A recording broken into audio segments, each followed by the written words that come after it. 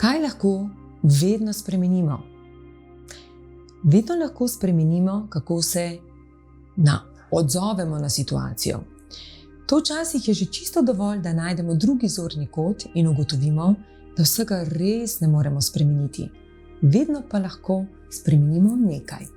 To imejmo v vsaki situaciji pred očmi in zavedajmo se, da dlje časa, ko se bomo osredotočali, česa vsega ne moremo spremeniti, dlje časa bomo zataknjeni v tem položaju nemoči.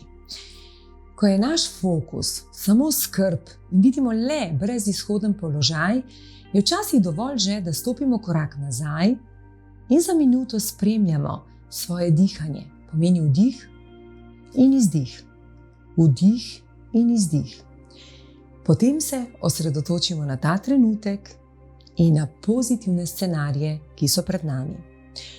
Vse to in še mnogo več se boste naučili na 4-mesečnem online tečaju, do katerega vas loči le še majhna odločitev.